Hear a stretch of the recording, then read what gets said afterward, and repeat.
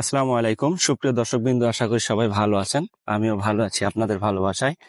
সবাইকে প্রীতি ও শুভেচ্ছা জানিয়ে শুরু করছি আজকের ভিডিওটি। তো দেখতে পাচ্ছেন এখানে পটলের মাচার নিচে রসুন চাষাবাদ করা হয়েছে। তো পটলের মাচার নিচে রসুন চাষাবাদ করা এটা কিন্তু একটা স্মার্ট প্রযুক্তি, আধুনিক প্রযুক্তি। আপনারা সবাই দেখতে পাচ্ছেন যে রসুনের কিন্তু বাম্পার ফলন হয়েছে। সাথে কিন্তু এই যে আপনারা উপরে দেখতে পাচ্ছেন যে পটল, এখন কিন্তু পটলের গাছ বিস্তার লাভ করে যাচ্ছে। আপনারা সবাই দেখুন, যদি আপনাদেরকে কাছে নিয়ে এসে দেখাই ক্যামেরাটা, আপনারা সবাই দেখুন যে রসুনের ফলন কিন্তু মাশাল্লাহ অনেক সুন্দর হয়েছে। গাছগুলো কিন্তু অনেক বড় হয়েছে।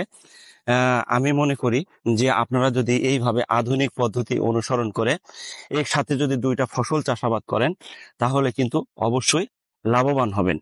মাচা জাতীয় যে কোনো ফসল যখন আমরা রবি মৌসুমে চাষাবাদ করব, শীতকালীন সময়ে যখন আমরা মাচা জাতীয় ফসলের চাষাবাদ করব, তার নিচে কিন্তু শুধু রসুন নয়, আমরা কিন্তু পেঁয়াজ রোপণ করতে পারি, পেঁয়াজের চাষাবাদ করতে পারি এবং মাচা জাতীয় ফসলের নিচে কিন্তু আদা চাষাবাদ করতে পারি। তো নিঃসন্দেহে এটা একটা স্মার্ট কৃষি, আধুনিক কৃষি। সুপ্রিয় দর্শকবৃন্দ, আমাদের রসুন এবং পেঁয়াজের আমদানি নির্ভরতা কমাতে হবে।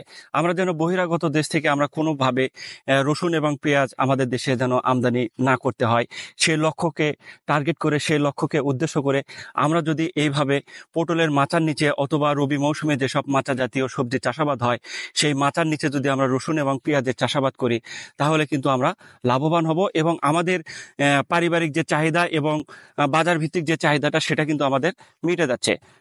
রসুন এবং পটল চাষাবাদের খুঁটিনাটি বিষয় নিয়ে আজকে আমার প্রাণপ্রিয় কৃষক ভাইয়ের সাথে কথা বলবো। সবাই সাথেই থাকুন। আসসালামু আলাইকুম। আপনারা দেখতে পাচ্ছেন আমি এখানে একটা পটলের জমিতে অবস্থান করছি। পটলের মাচাঙ্গার নিচে আমি রসুন আবাদ করেছি এবং পেঁয়াজের আবাদ করেছিলাম। এখানে রসুনের আমার পরিপক্ত বয়স হয়েছে।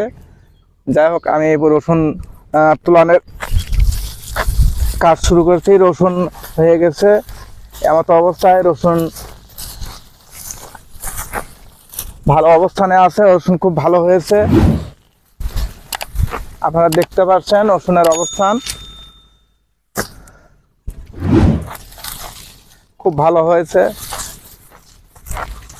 এখানে রসুন আমাদের খুব একটা গুরুত্বপূর্ণ ফসল এবং মশলা জাতীয় ফসল। সেই হিসেবে আমার রসুন এখানে 15 শতক জমিতে রসুন করা হয়েছে। আমি 15 শতক জমিতে পটলের চাষাবাদ করছি। অলরেডি দেখতে পাচ্ছেন পটলের মাচাং, তার নিচে আমি সাথী ফসল হিসেবে লাগাইছি রসুন আর পেঁয়াজ।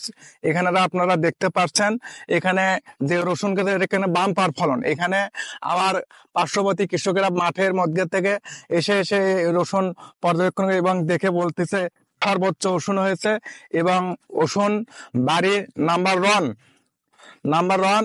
এখানে কৃষি অফিসের উপসহকারী কর্মকর্তা রাকিব ভাইয়ের তত্ত্বাবধানে আমি পরিচর্যা করতেছি।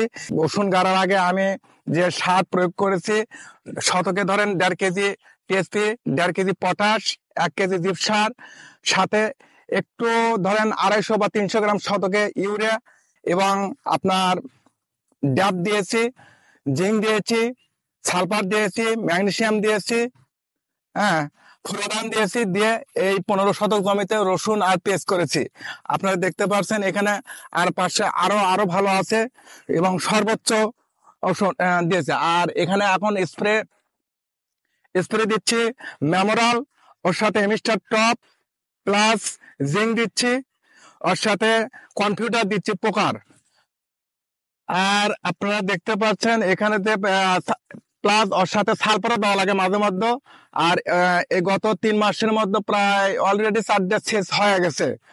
এখনো সেচ দেওয়া যায়, তবে বেশি সেচ দিলেও আমার সমস্যা, রসুনের কোয়া ফেটে যায়। বেশি যদি পানি পায় তাহলে কোয়া ফেটে যায়। এই রসুনের ধর্ম আছে একটা, তা সবাই বুঝে এখানে সেচ দিতে হবে। তো আমরা যদি এইভাবে আন্তঃমিশ্র ফসলের চাষাবাদ করি তাহলে কিন্তু আমাদের উৎপাদনশীলতা অনেক বেড়ে যাবে। তো পটলের মাচার নিচে যে ফাঁকা অংশ বা ফাঁকা গ্যাপটা পড়ে থাকে, তো এই গ্যাপের যদি আমরা সৎ ব্যবহার করি তাহলে কিন্তু আমাদের উৎপাদনশীলতা বাড়বে। আমরা কিন্তু সচরাচর সবসময় এটাই চাই যে আমাদের কৃষি আধুনিক হোক এবং আমাদের দেশের কৃষির উৎপাদনশীলতা অনেক বাড়ুক এবং বেড়ে যাক, আমরা কিন্তু এটাই চাই।